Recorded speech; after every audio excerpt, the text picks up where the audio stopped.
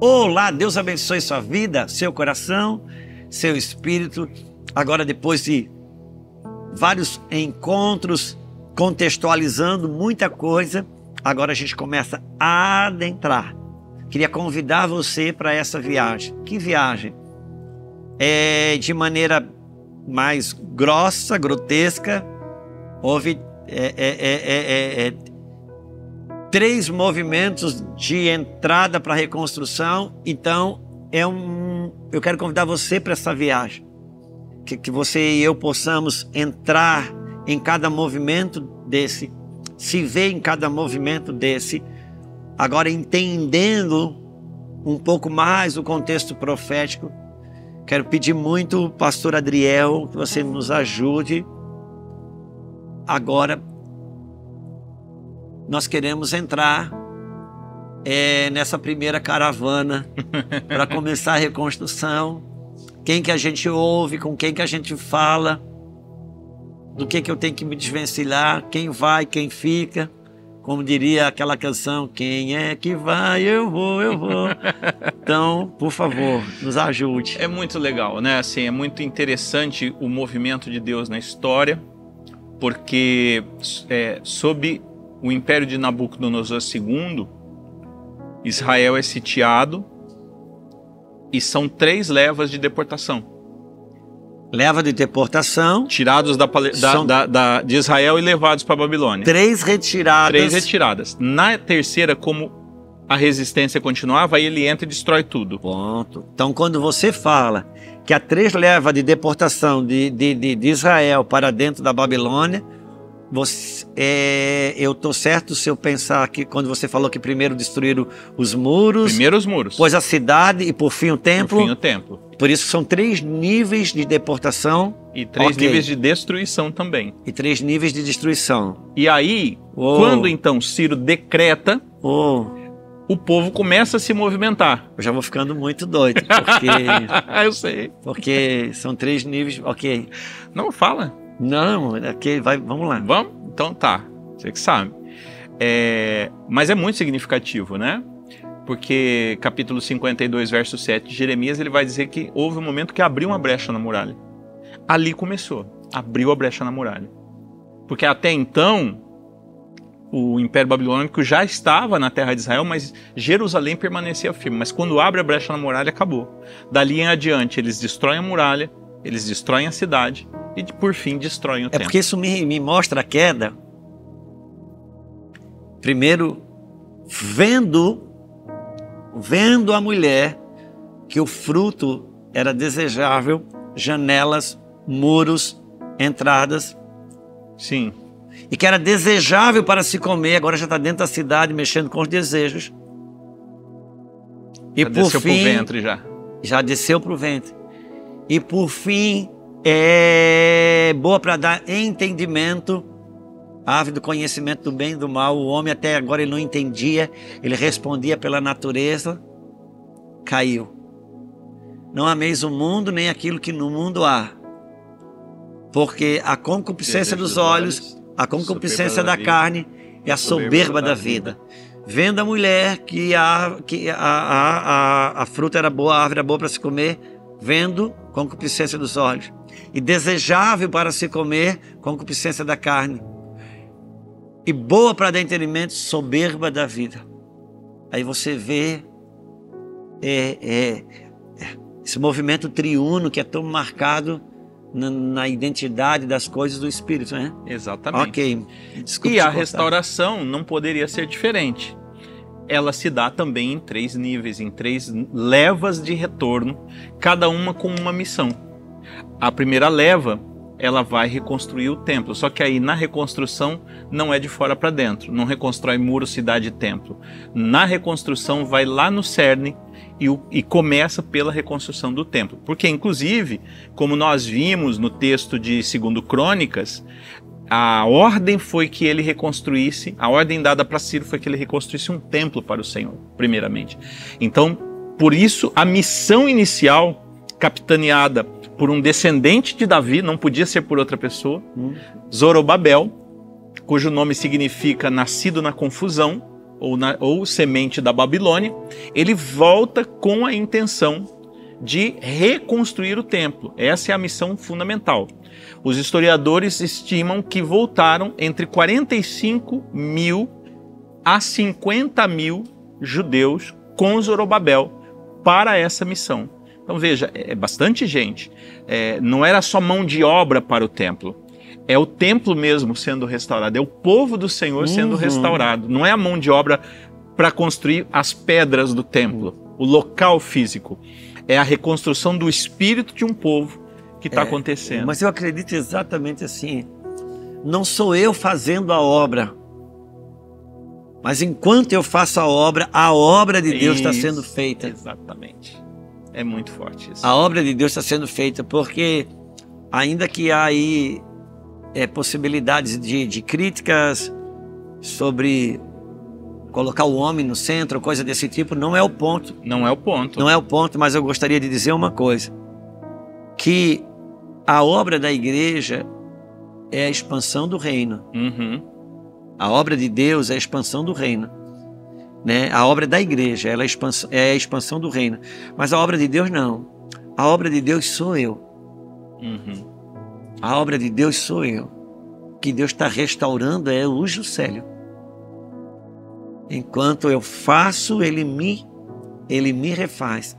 Mas você está falando aí, eu me perdoo de cortar, pastor Adriel, mas é porque vai passando tanta coisa aqui dentro de mim que eu vou tentando me segurar. Não, vamos entregando isso. Eu acho que esse é o propósito. Porque não basta para os nossos irmãos ouvirem as histórias da Bíblia em conexão temporal. É muito mais importante o sentido que isso tem para as nossas vidas. E eu acho que é isso que a gente está entregando aqui. Então eu acho muito importante. Eu só vou levantando para você cortar aqui essas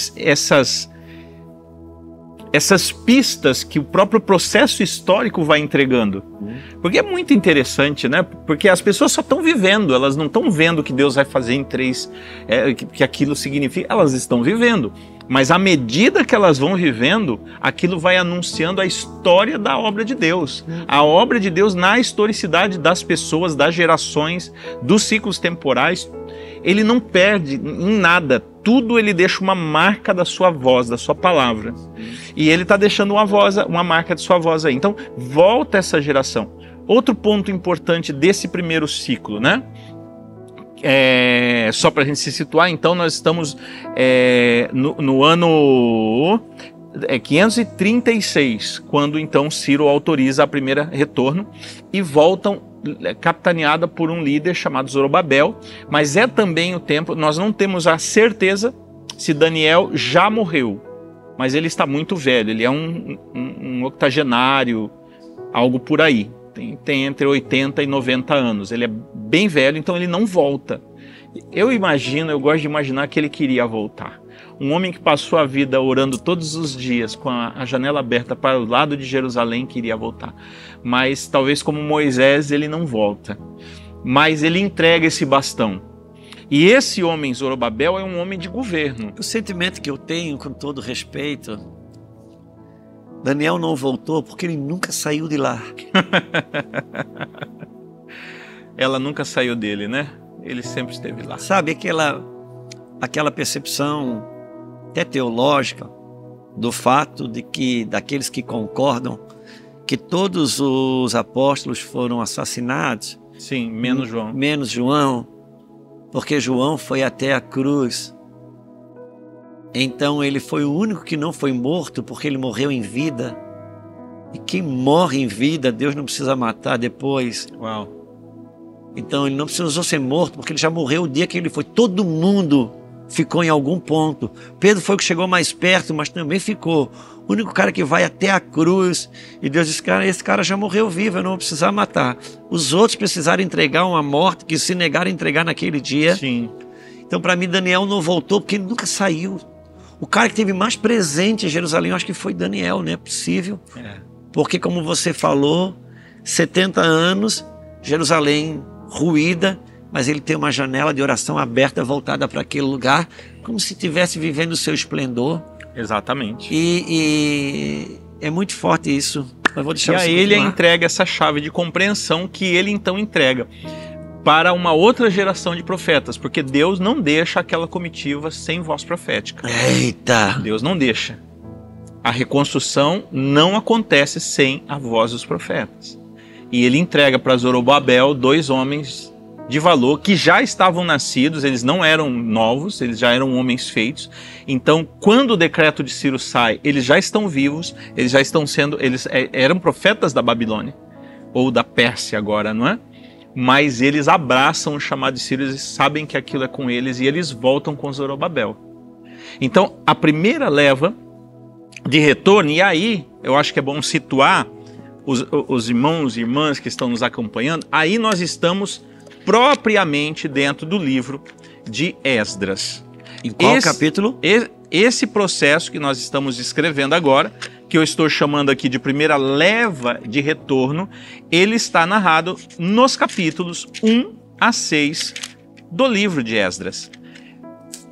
Um dado interessante, uma curiosidade, na verdade, pastor, que eu acho que pode ser interessante, e ele começa exatamente com aquele mesmo texto. O livro de Esdras começa com aquele...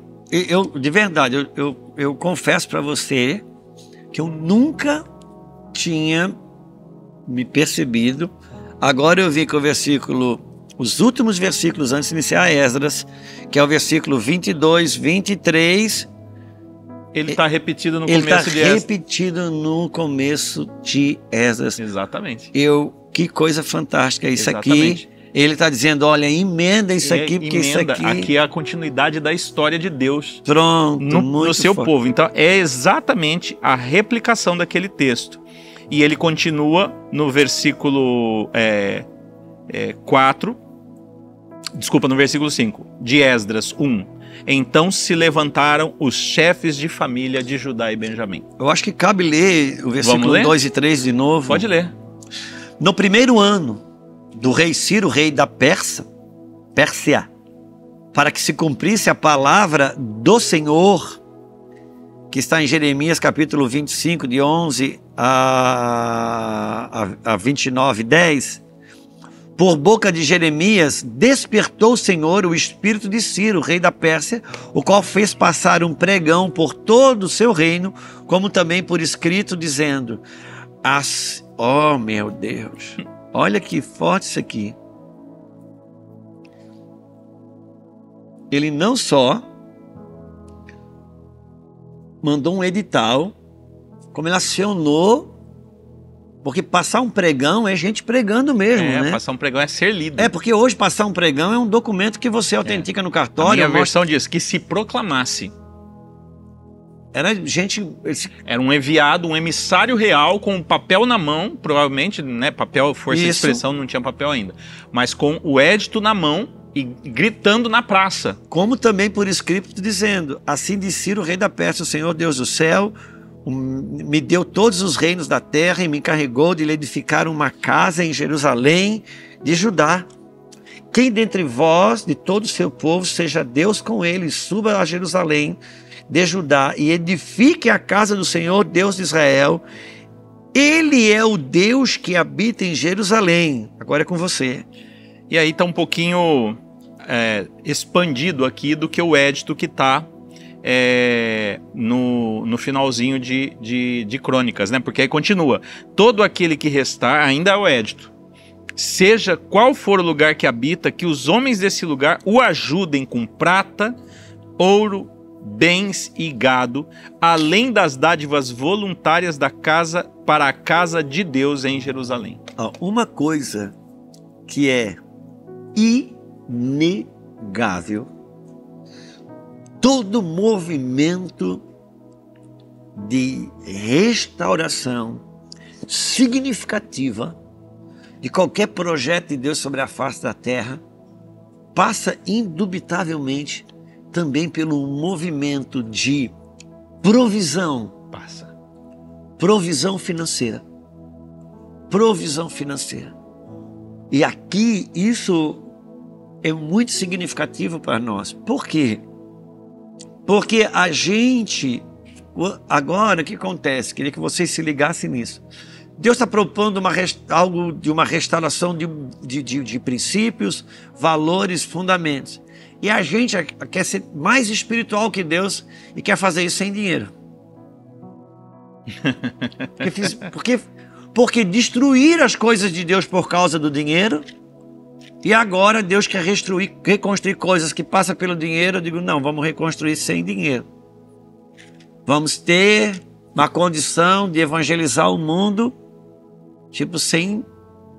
É incrível, porque eu penso que não é o dinheiro, a verba, a disposição financeira ou de coisas em si, mas uma recapitulação mental sobre como o Mamon está regendo a terra. Como o Mamon está regendo a terra. Porque isso passa pelo quebrar das pernas de Mamon. Uau. Isso passa pela transferência de recursos. Por isso, uma restauração espiritual, o Senhor tem nos falado que é uma forte embate do reino do Espírito contra Mamon. Por quê? Porque é o dinheiro no bolso do seu povo financiando aquilo que Mamon financia. Sim. Financiando o que Mamon financia. O ponto de Deus para nós não é o dinheiro, mas é o que Mamon financia. Nós temos uma predisposição de bancar as coisas do mundo de Mamon, mas quando chega nas coisas de Deus, a gente quer ser espiritual. Aí não precisa. Não, a gente, quando quer pedir, ora, mas quando briga por causa do dinheiro. Ninguém briga por causa de oração, ninguém briga por causa de jejum, mas a gente briga por essas demandas de domínio de recurso. Eu sei que eu não estou conseguindo colocar bem, se depois não tiver que encaixar isso, Marcelo, se não der, mas é incrível como todos os movimentos de construção ou reconstrução das coisas de Deus sobre a face da terra, elas passam e acionam uma dispensação de provisão. E nesse tempo passa outra coisa também, que está em Zacarias. Mas daí eu não vou mostrar agora não. Está em Zacarias. Lembra da gente ver que quando aqueles quatro elementos sobre a face da terra de destruição estão em movimento, Deus levanta os artesãos, os artistas, os artífices, ou seja, um movimento de criatividade é aberto. E esse movimento de criatividade, quando ele é aberto, ele passa pelos recursos necessários. Por quê? Porque quando você cria, você sai do zero, você tem que colocar na frente. Sim. Você tem que colocar na frente. Nunca tinha sido feito um templo de Deus sobre a face da terra. Nunca. Então Salomão que vai fazer, Davi entra com recurso na frente, porque ia ser feito algo. Então isso me chama muito a atenção, como ele desperta o povo para reconstruir. E sabe o que eu estou vendo aqui? Um eco de Êxodo 25. É o mesmo chamado. Um eco de Êxodo 25, o mesmo chamado. Que me tragam uma oferta de todo aquele cujo coração o mover para isso. E da mesma forma, obviamente, guardadas as devidas diferenças, um povo que foi enriquecido por Deus, agora é chamado para reconstruir. Quando eu falo sobre isso, eu não estou falando de você sair de casa, entrar no culto e ir lá no gasofilácio, mas você mesmo repensar os portais de criatividade sobre a sua própria vida, sobre a sua própria casa, sobre a vida dos seus filhos. Recursos é Deus abrindo janelas de criatividade, de novas maneiras de pensar. Como isso expande e te coloca não só você, mas toda a sua casa entra no meio do caos construindo algo para Deus. Por favor, continue lendo. Então, É extraordinário. Só mais uma colocação, é bem específica, mas dentro disso que você está falando, eu estava me lembrando, você falando sobre essa questão da importância da mobilização de recursos, eu me lembrei aqui que em 1910 aconteceu uma conferência na cidade de Edimburgo, da maioria dos líderes cristãos evangélicos das igrejas mais importantes do hemisfério norte sobre a evangelização no mundo. E ali foi tomada uma decisão que o empenho missionário teria que aumentar. Essa conferência foi determinante para os Estados Unidos da América do Norte, como igreja nacional da nação, diferentes denominações, a aportarem para missões. O impacto disso foi tão grande que o número de missionários ele aumentou exponencialmente, porque o valor de investimento de vidas e recursos que aquela nação fez aumentou exponencialmente. E cada um de nós hoje, no Brasil, que somos cristãos evangélicos, somos herdeiros dessas decisões. Então, às vezes, uma decisão que é tomada no espírito, num regime assim, ela tem um tamanho de um eco. Só que quem está ali, imagina quantos empresários, quantos homens e mulheres aportaram, construíram seminários, treinaram missionários, enviaram, sustentaram, construíram. Universidades, né? Universidade, escola, igreja, tudo teve que ser construído do nada. Então, o movimento, ele não tem como não passar por essas instâncias de decisão que o rei Ciro está lançando aqui. É um edito, né? Todo aquele que restar, seja qual for o lugar que habita, ajudem com prata, ouro, bens e gado, além das dádivas voluntárias para a casa de Deus em Jerusalém. E eu queria destacar só mais um ponto aqui. Se você continuar lendo, versículo 7 vai dizer... Lê só o 5 para ficar a ideia da leva que está indo. Isso, então eu vou dar continuidade até um pouquinho mais para baixo, que eu quero chamar a atenção para um outro dado. Então se levantaram chefes de famílias, de Judá e de Benjamim, os sacerdotes e os levitas e todos aqueles cujo espírito Deus despertou. De novo, é eco de Êxodo 25, né? Todos aqueles que Deus moveu para subirem e edificar a casa do Senhor em Jerusalém. Todos os que moravam nos arredores ajudaram com objetos de prata e de ouro, de bens, de gado e coisas preciosas, além de todas as ofertas voluntárias. Também o rei Ciro, é aqui que eu queria chegar, pastor. Também o rei Ciro entregou os utensílios da casa do Senhor. Tudo aquilo que Belsazzar tentou profanar no banquete dele, agora vai voltar para ser reconsagrado na casa do Senhor. Os quais Nabucodonosor tinha trazido de Jerusalém e colocado na casa dos seus deuses. Ciro, rei da Pérsia, tirou esses utensílios de sob a direção do tesoureiro Mitredate, que os entregou contados a Sesbazar, príncipe de Judá. E aí então se elenca todo esse material. Importante é que eu e você pensarmos juntos, quando no versículo 4, 5, 6, começa todo um movimento de oferta, e no versículo 7, começa o resgate daquilo que é de fato e de verdade ganhos no espírito. Sim.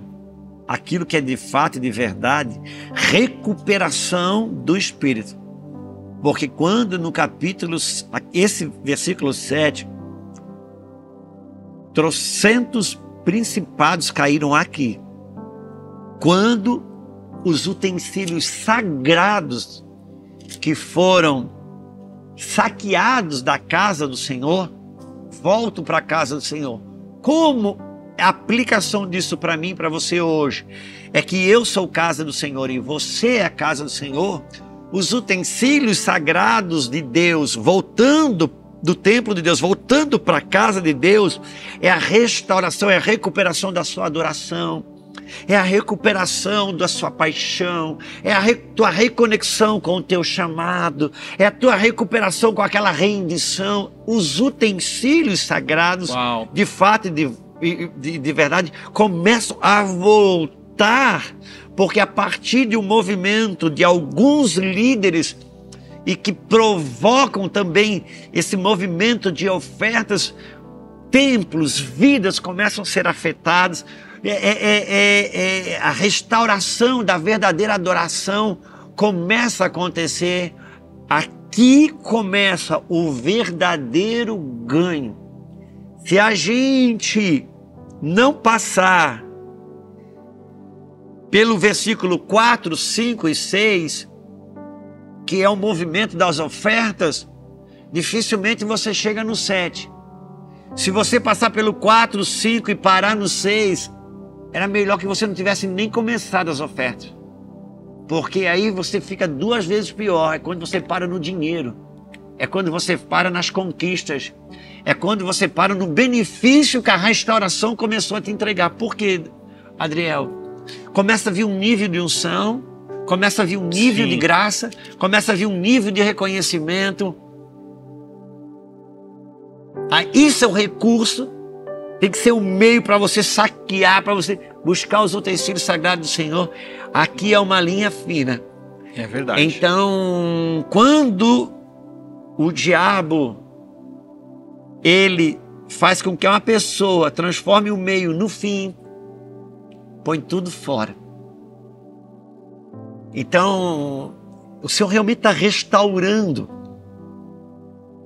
o entendimento de saber que um grande movimento de coisas palpáveis vão acontecer, mas elas são meio. Elas são meio. Elas são meio.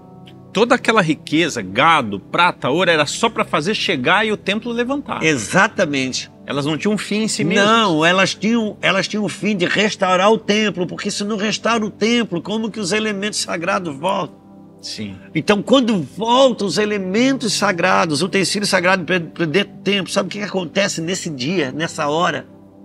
Voltou o Wi-Fi, tinha caído a internet. A conexão. Não se tinha mais conexão com o céu, porque o templo era a conexão, era o endereço de Deus sobre a face da terra. Ele disse, eu vou morar aqui, ó, nessa casa. Quem orar aqui vai ter a sua oração respondida.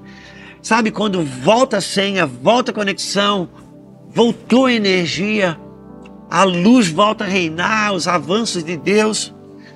E o Senhor está nos convidando para esse lugar aqui.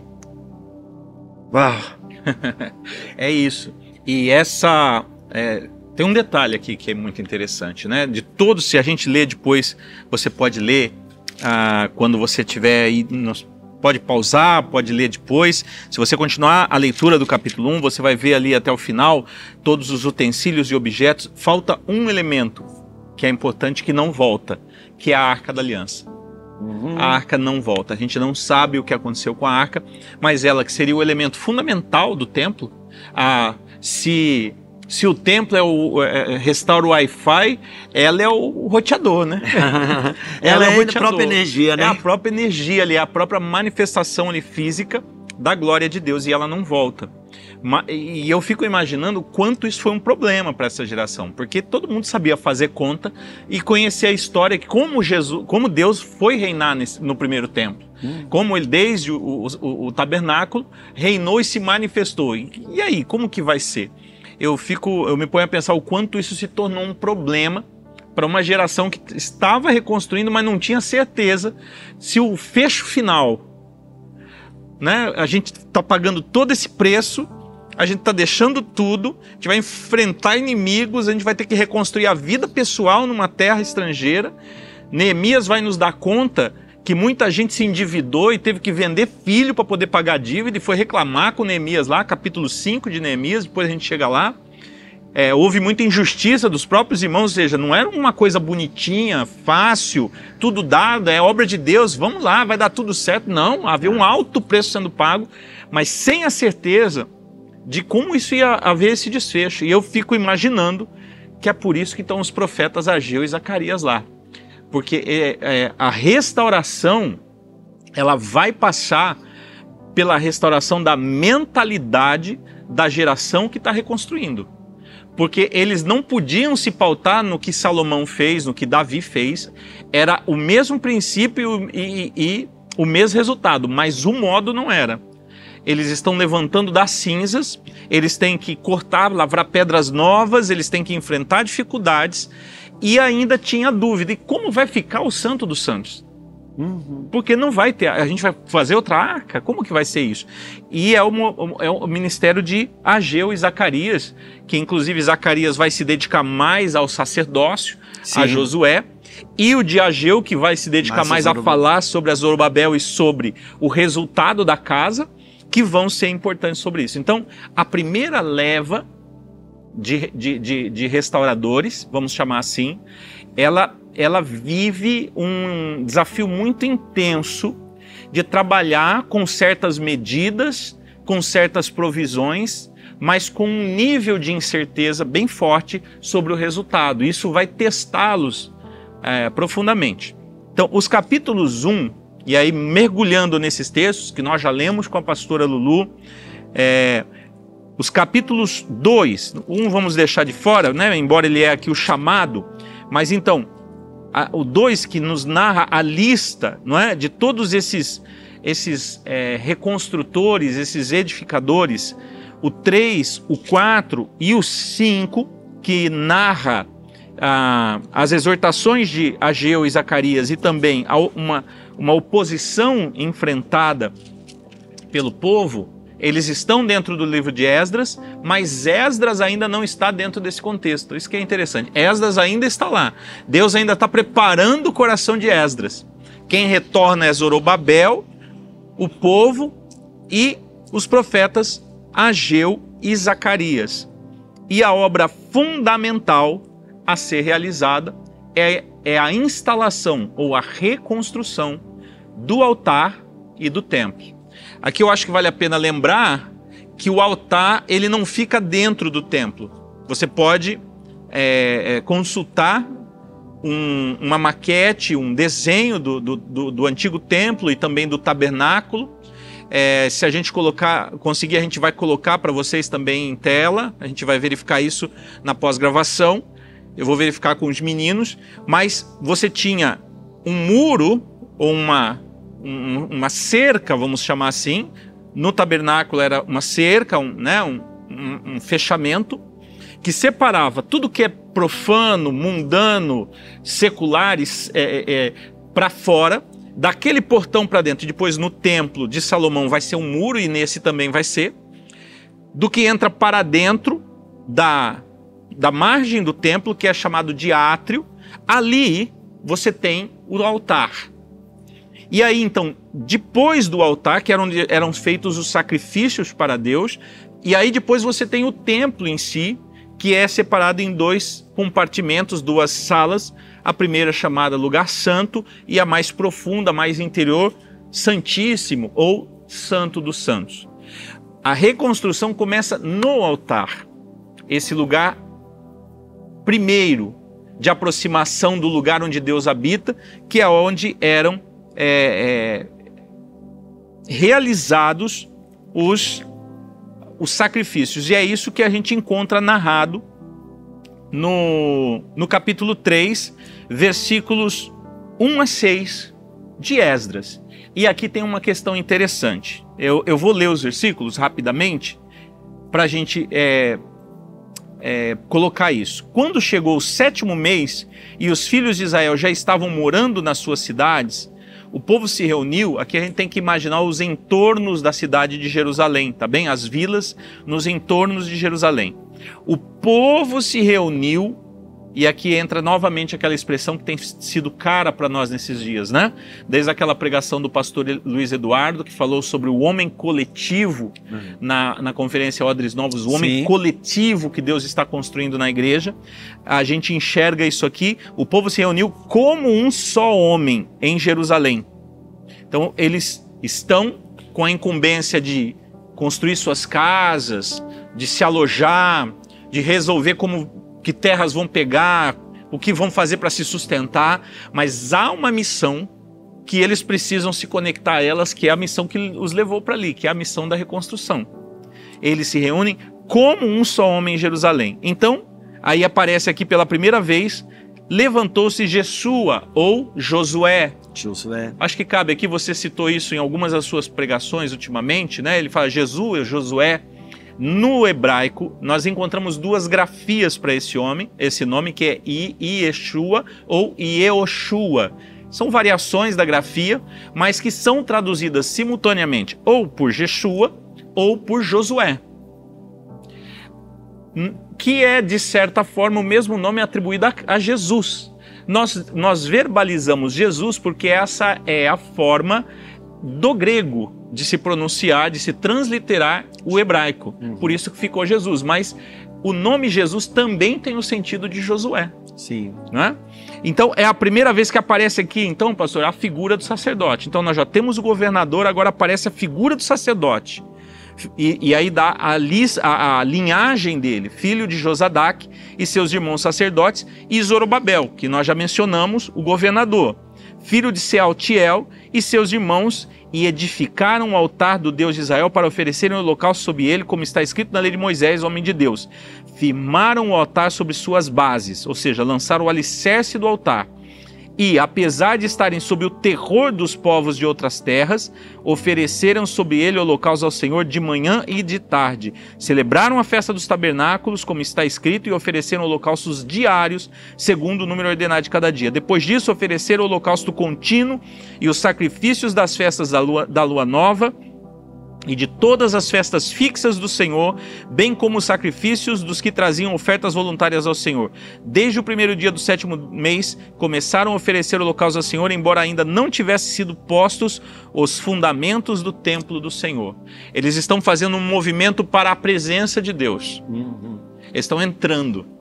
E a primeira coisa que eles restauram é o lugar para sacrificar. Por quê? Havia um processo de purificação, porque eles ficaram 70 anos na Babilônia sem poder sacrificar.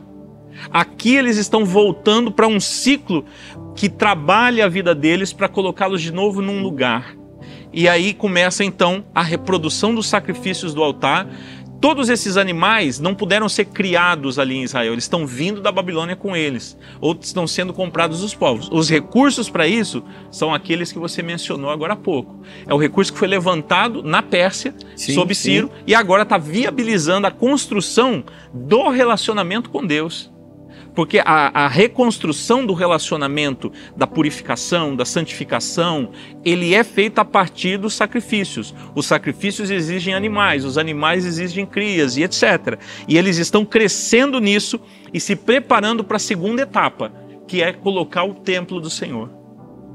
E aqui, se a gente quisesse ir um pouquinho mais fundo, teríamos que estudar sobre a lei do holocausto e sobre a lei do altar. Eu sugiro, irmãos, que a gente, junto com esse ponto aqui, pudesse de alguma maneira deixar como sugestão, um vínculo, o link da palavra ministrada naquele domingo que a gente abordou isso aqui. Que o fogo arderá continuamente no altar. Sim. Que existe a lei do holocausto, a lei do sacerdote, a lei do holocausto e a lei do altar. E aqui começa o processo da reconstrução, que, como defendeu o pastor Adriel aqui, começa de dentro para fora. Vai começar templo, cidade, muro. Mas do templo começa por meio do altar. Porque esse é um movimento da minha e da sua restauração. Você, quando recebeu a Cristo, se você nasceu de novo no seu espírito, onde é o seu altar. Depois começa uma restauração no seu espírito, no lugar santo dos santos.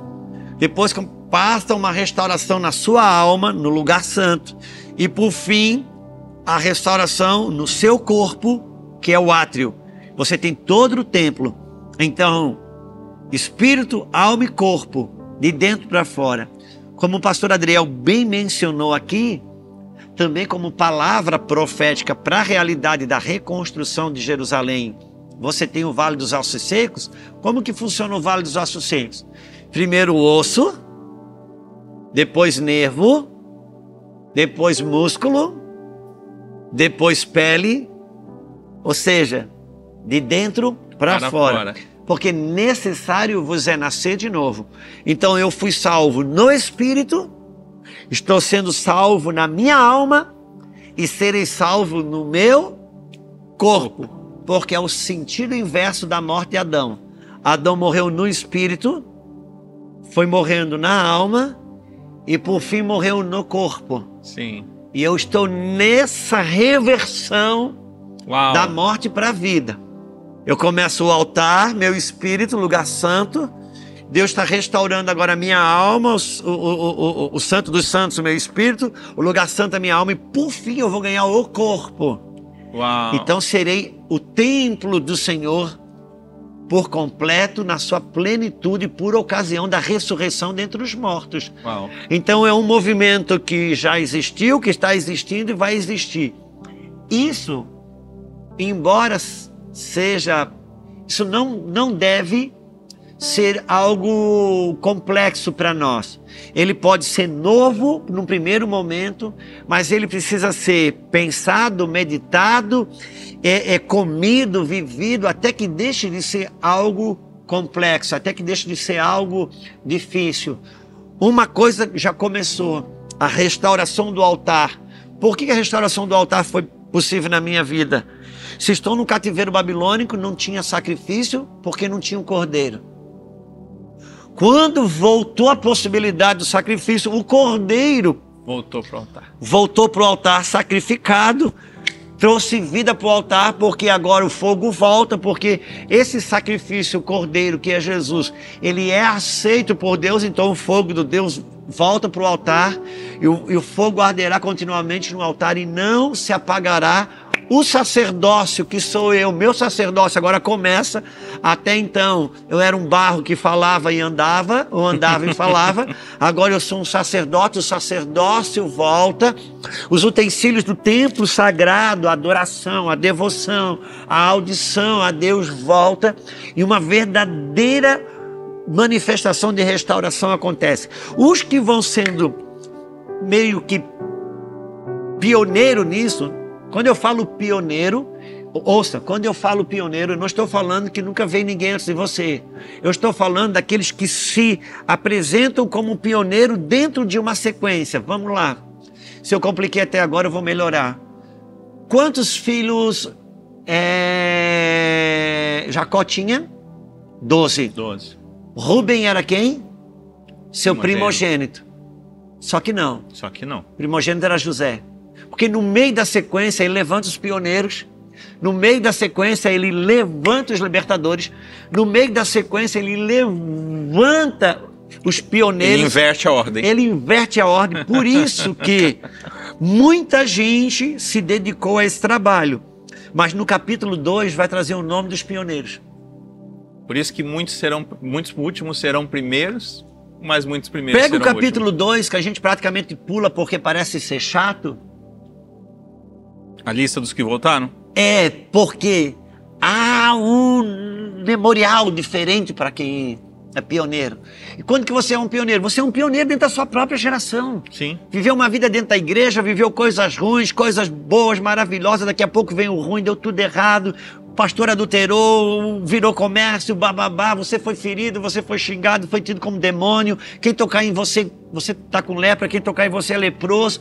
E de repente você se reinventa em Deus, você ressurge dos escombros, você recupera o seu sacerdócio, você sai... O rei te dá uma carta e você se remonta em Deus e está você de novo no cenário, saindo dos escombros, ressuscitando, porque o ciclo de Deus está aqui. É você sendo recrutado novamente, você saindo das cinzas, o Zorobabel saindo do meio da confusão para trazer clareza, para trazer esclarecimento. Eu acho isso poderoso demais. Nós vamos aprender a ordem das coisas, mas nós vamos adentrar nas realidades do Espírito todo o tempo. a gente vai caminhar com essas duas asas para que esse avião chamado restauração, ele encontre o seu destino. Por quê? Porque a carta, né, do traçado já está estabelecida pelos profetas. É muito interessante isso que você trouxe sobre a importância da fundamentação das bases do altar. E é muito interessante que no capítulo 3 nós temos duas bases sendo lançadas, né? Lança-se a base do altar e constrói-se o altar, restaura-se o sacrifício, ou todos os ciclos de sacrifício que eram ordenados por Moisés. Faz a reconexão lá com o Êxodo. A gente volta no começo, a gente volta no início de tudo e se reconecta com Deus, e aí nós vamos adiante. Lança-se as bases do templo, que é a segunda parte do capítulo 3, não é? Então, primeiro lança-se a base do altar. Parece-me que Josué estava mais focado aqui, até porque o serviço era dele, e aí Zorobabel se encarrega então de... a gente não sabe exatamente como esse processo se deu, mas havia todo um processo de compra de materiais, de insumos, para se reconstruir a casa de Deus, como é chamada aqui no versículo 8, né? Certo. Exatamente esse nome. E a primeira tarefa é lançar-se os alicerces, não é? Nós não sabemos como aquele terreno ficou, porque tudo foi arrasado. Estima-se que muito daquilo que sobrou foi saqueado, as próprias pedras, para outras construções. Então houve uma limpeza do terreno e lançou-se novos fundamentos. E aí abriu-se então as bases e se lançaram os alicerces. E aí acontece a primeira crise, né? Quando os alicerces desse novo templo são lançados, a partir do versículo 10, nós vemos que, mais especificamente do versículo 11, entrou um processo de adoração a Deus, de louvor, com ações de graças e louvores, pela graça do Senhor e pela misericórdia. Só que no meio desse processo de cânticos, de celebrações, todo mundo olhando para as bases, duas realidades se apresentaram ali. A realidade dos mais velhos, anciãos que conheceram o Templo de Salomão, na sua suntuosidade, na sua grandeza, e os mais jovens que nunca tiveram templo nenhum, não tinham memória daquilo, que estavam vendo pela primeira vez aquilo que viria a ser a casa do Senhor, que sonharam, que foram criados pelos seus pais na Babilônia na expectativa de que isso um dia acontecesse. Eles estão ali vivendo, mas os mais velhos choram, não é? Eu vou ler versículo 12. Porém, capítulo 3 de Esdras, porém, muitos dos sacerdotes, levitas e chefes de família, já idosos, que tinham visto o primeiro templo, choraram em alta voz quando diante dos seus olhos foram lançados os alicerces deste templo. Muitos, no entanto, levantaram vozes com gritos de alegria. E assim não se podiam distinguir as vozes de alegria das vozes do choro do povo, pois todo o povo gritava tão alto que as vozes se ouviam de longe. É tão interessante, porque isso aqui tem muito significado. Então, o capítulo 3 ele tem 3 pontos fundamentais: a reconstrução do altar, a devolução do sacrifício nas bases corretas, a reconstrução do templo. E aqui, homens, mulheres, talvez, né, que tinham a memória da glória da segunda casa, mas também tem a memória da destruição, de tudo. Virou pedra, virou ruína, virou pedra queimada. E agora, quando viam tanta festa e alegria por ver a restauração sendo feita, e essa restauração sendo feita por aqueles que nasceram na Babilônia. Sim. Então, eles não tinham memória da glória da casa de Salomão, mas eles também não tinham memória da dor da ruína e ver tudo se perder. O que eu vejo hoje? Sabe o que eu vejo hoje? Eu vejo, por exemplo, as mulheres na igreja, quando vê as meninas, você conversa com o noivo, com a noiva, eles estão empolgados para casar, eles estão empolgados para construir família. Eles não são inspirados por ninguém. Aproveita agora. Vai ver que depois casado, o que é. As piadas que os próprios homens e mulheres têm quando conversam com o noivo. O noivo, ele não tem a memória gloriosa de um casamento, mas ele também não tem memória daquilo que é perrengue, que fez o casamento de muita gente e a ruína. Ele está todo esperançoso.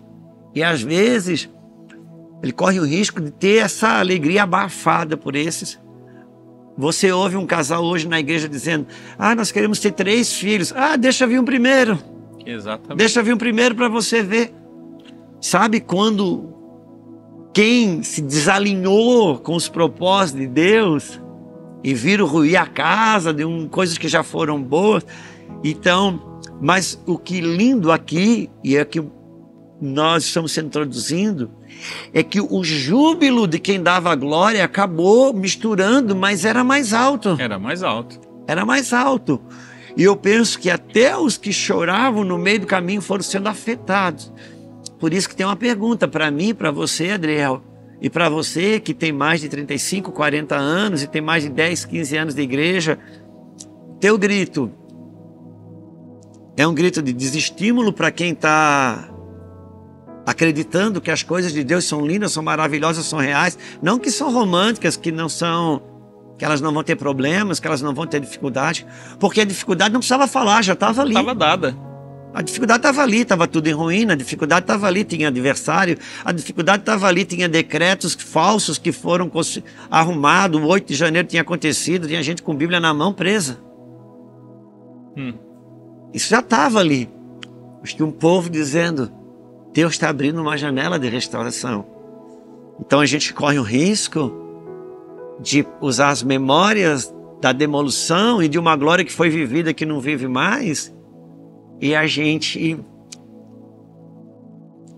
atrapalhar o cumprimento das profecias.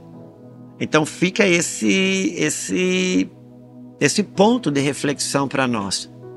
Sabe, a reconstrução do altar, dos fundamentos e do espírito de concordância com aquilo que Deus está fazendo. Eu encerraria a minha fala aqui, Adriel, lembrando quando Jesus ressuscitou e foi atrás dos discípulos de Emaús, que eles estavam extremamente tristes, porque para eles deu tudo errado. E quando Jesus foi conversar com eles, perguntou: o que está acontecendo? Eles: o que está acontecendo? Será que você não está vendo os jornais? Aquele que a gente pensava que ia ser o libertador e deu no que deu. Ele foi morto. É até verdade que algumas irmãs que caminhavam conosco foram lá no túmulo, viram que ele não estava mais. E até os apóstolos estiveram lá e testificaram que isso é verdade. Mas até agora não vimos nada novo. Ou seja, eles tinham a notícia da vida, mas estavam na agenda da morte. Uau. Eles tinham a notícia da ressurreição, mas estavam na planilha, no Waze da morte. Porque a orientação da pós-ressurreição me encontra em tal lugar. Então, corre o risco da gente ter a notícia da vida, mas sermos roteadores de morte. Só que o lindo é que Jesus foi atrás dizer: você pensa que eu deixei você vir até aqui, agora você vai perder? Não, eu estou aqui para recalcular a tua rota. Eu estou aqui para trazer você para Jerusalém. Eu estou aqui para reacender o teu coração. Nós precisamos crer. Porque o ponto final que eu diria, Adriel, se o ponto final é agora, sim, o anterior era mentira. Então, o ponto final é que eles disseram para Jesus: você quer saber o que está acontecendo? Tu não sabe a última notícia que saiu? Jesus disse: a última notícia da terra eu sei qual é. É uma notícia de morte. Vocês querem saber a última notícia do céu? É que ele ressuscitou. Então, as notícias da terra podem ser de morte, mas as notícias do céu ainda são de vida. Nós somos convidados a entrar nelas. E Deus, que não deixa a gente se iludir, o capítulo 3 acaba em festa, mas o 4 começa em grandes batalhas e grandes guerras. Eu quero deixar isso com você, Adriel. Então, você sabe que essa experiência, você usou um exemplo aí do casamento, da pessoa casada que depois de anos fica em desestímulo e acaba derramando isso. Eu vivi exatamente essa experiência.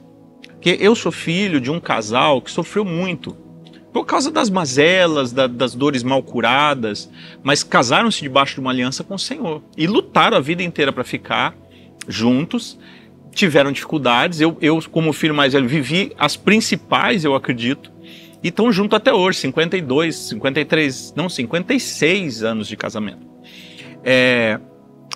Mas isso tudo, quando eu decidi casar com Gisele, falei, eu vou pro altar me casar, isso não pesou. Nenhum momento eu tenho lembrança de falar, mas será que eu vou ser infeliz porque meus pais foram infelizes? Gisele é filha de um pai que abandonou. Isso nunca foi pauta para ela não casar comigo. Agora, depois que eu me casei dentro da igreja, eu comecei a ouvir sistematicamente pessoas falando para mim da boda de cristal. Porque é frágil, pode quebrar. A pessoa fala, isso aí que vocês estão vendo aqui um tempo passa. Então, é muito importante isso que você está colocando, porque essas pessoas, elas que estão chorando aqui, elas não saíram da Babilônia sem palavra. Elas não saíram lá num oba-oba, elas vieram todas debaixo de uma mesma palavra profética anunciada que estimulou o espírito delas, mas diante da adversidade de um alicerce que parecia que não ia entregar a glória que tinha tido antes, eles se deixam, eles caem para um lugar de olhar para aquilo e prantear e olhar para o passado que não vai voltar mais. Se não fosse aquela outra geração bradar, caía todo mundo em desestímulo. Então, assim, cada um de nós, principalmente como o pastor Célio estava dizendo, principalmente aquele que já caminhou mais e que já sofreu mais por consequência, precisa tomar decisões muito importantes dentro do seu coração sobre o que entrega para aqueles que estão vindo depois, porque nós nos tornamos responsáveis de uma entrega de esperança. Nós não podemos ser aqueles que entregam o desestímulo, aqueles que entregam o amargor de espírito. Então, que essa mensagem de restauração que está sendo evocada e anunciada a partir desses estudos de Esdras e Neemias, ela alcance nosso coração debaixo daquele entendimento que o Juscelio colocou aqui agora há pouco. Eu estou fazendo uma obra para fora, mas Deus está querendo fazer uma obra para dentro. Ele está querendo levantar muralhas, levantar altares, levantar o seu templo dentro de mim, que pode estar em ruína, e que isso nos alcance a todos. E aí entramos então no capítulo 4, que tem um ponto muito importante que não pode ser menosprezado. A reconstrução ela é obstaculizada por uma tremenda adversidade e perseguição. O capítulo 4, versículo 1 começa exatamente assim: quando os adversários de Judá e Benjamim ouviram que os que haviam voltado do cativeiro estavam reconstruindo o templo do Senhor Deus de Israel, aproximaram-se de Zorobabel, os chefes das famílias, e disseram, deixa-nos ajudar. E aí então se instala uma operação do maligno disfarçada de solidariedade, que na verdade tem por objetivo não permitir a conclusão do templo. O problema deles não é, observe isso, o problema deles não é eles terem voltado, eles estarem morando nas cidades, até aí está tudo bem. O problema é o templo voltar para o lugar dele. Eles não querem o templo. Eles não querem a reinstalação da religião de Israel, que dá sentido para toda a vida daquele povo e dá sentido para aquela geografia.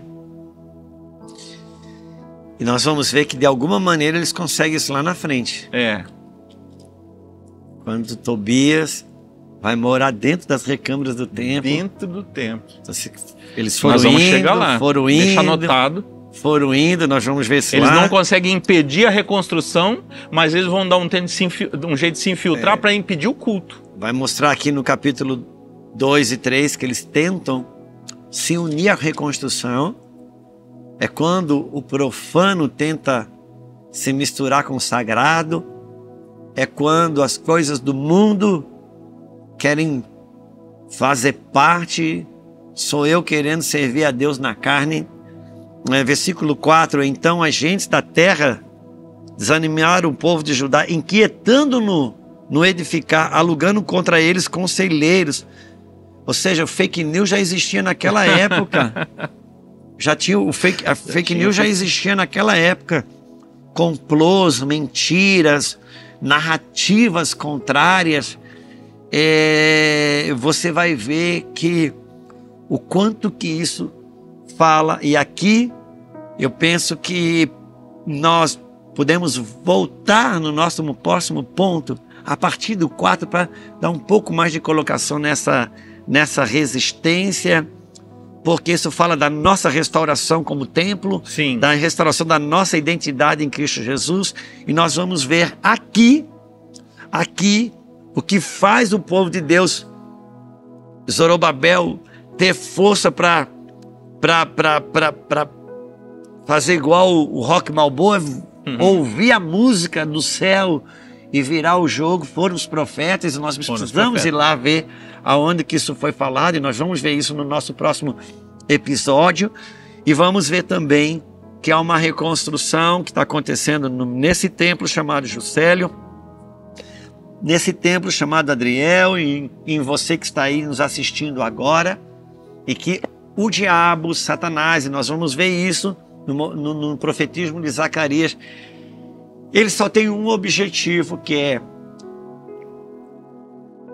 embargar a obra que o Espírito de Deus começou nesse templo que leva o seu nome. O diabo só tem um objetivo: embargar a restauração que, a partir de Cristo, pelo o Espírito da regeneração, Espírito Santo, começou na vida do Juscelio. Então, se Satanás ataca uma área da minha vida, não é essa área que ele quer. Quando ele pressiona o meu casamento, não é o casamento que ele quer. Quando ele ataca um filho, não é o filho que ele quer. Quando ele ataca a finança, não é a finança que ele quer. Quando ele me faz passar situações às vezes difíceis dentro da igreja, não é o meu ministério que ele quer. O diabo não quer nada que seja meu. Ele quer tão somente que pare a reconstrução desse templo. Porque se a reconstrução desse templo parar, Deus para de receber a adoração. Uau! Deus para de receber a adoração. E quando Deus para de receber a adoração, a provisão do céu, ela fica esperando. Então, e nós vamos entender de alguma forma, olhar aqui e ver, poxa, eu tenho essa guerra. Quem diria que como adversários tentaram parar a reconstrução desse templo? Quem diria que isso tem tanto a ver com a minha vida? Como isso é um espelho, uma pedagogia, uma parábola, um ensino, uma ilustração, uma imagem física daquilo que acontece na minha vida. Uau! Mas ao mesmo tempo que as Escrituras revelam o meu inimigo, elas revelam também a forma com que eu venço o inimigo. Por quê? Porque a mesma Escritura que revela um gigante chamado Golias, revela também um Davi que o derruba. Uau! Elas não estão ali para mostrar o adversário, mas como vencê-lo. Então, eu penso que, pastor Adriel, a gente vai respirando por aqui, vai dando um descanso por aqui, mas eu queria convidá-la a permanecer conosco nessa reconstrução, não da teologia, ainda que ela é importante, não de um ensino que é importante, mas sobretudo a reconstrução da minha, da sua, da nossa casa onde Deus habita. Uau. Então, que isso seja uma realidade para você e para mim. E nós voltamos no nosso próximo episódio. Pastor Adriel, quero deixar aqui você nesse gatilho. Voltamos a partir do capítulo 4 de Esdras, já com Zacarias no gatilho, para mostrar como que a gente derruba, como que a gente reabilita a reconstrução da casa. É isso aí. Parece que a mensagem que esse texto nos inspira, e nós vamos entrar nela, é que diante das piores adversidades, das reconstruções de Deus, a voz profética é importantíssima, porque ela que nos reconecta com aquilo que tem sentido. Crede nos seus profetas e prosperareis. Deus abençoe a sua vida, Deus abençoe o seu coração. Que bom sabermos que estamos juntos nessa empreitada. Que o Senhor nosso Deus nos conduza como a um só homem, como está escrito, aquilo ao alvo final que Ele quer nos levar. Deus abençoe. Deus abençoe.